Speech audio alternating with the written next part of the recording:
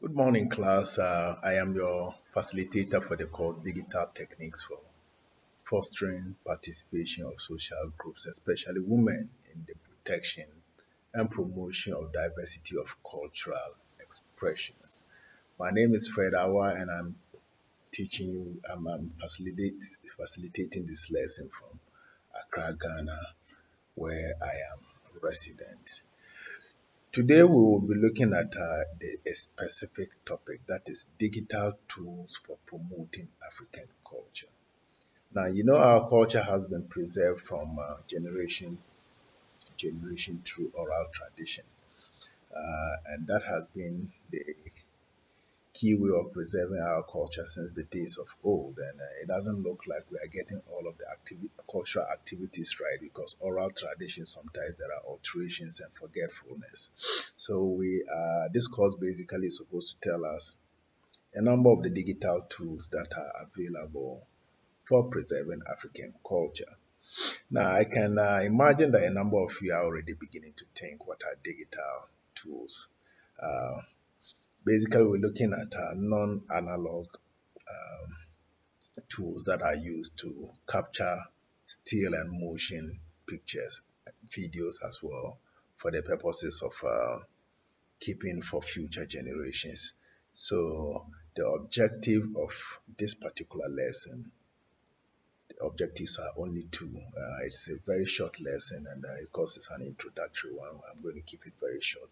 The first is to identify digital tools for preserving African culture. And then the second is to prescribe how digital tools are used to preserve African culture. So now we get into the lesson proper. A number of digital tools are available for preserving our culture, and then I want to outline them one by one. I'm sure you know a number of them, except that perhaps you haven't thought of them as tools that can be used as preserving the culture of our continent, Africa. The very first one that I want to share with the class is the traditional camera. You all know the traditional camera and how it's used. We use them for snapping still pictures. A lot of them did not have video facilities in the past. It was only strictly for snapping pictures. But in recent times, the traditional camera, apart from having the bottom for the picture, it also has buttons and memory for recording videos. So one key aid for preserving our cultural activities, or one digital aid or tool that can help us preserve our cultural activities, is the traditional camera. The second is the webcam. As I speak to you, I'm sitting right by my laptop and I'm recording this via webcam. So if you have a laptop that has that facility, or you even have a desktop and then you can put a webcam on it, it is one other way of recording or keeping track of the cultural activities around you, especially when you want to preserve it for the use of the future generation.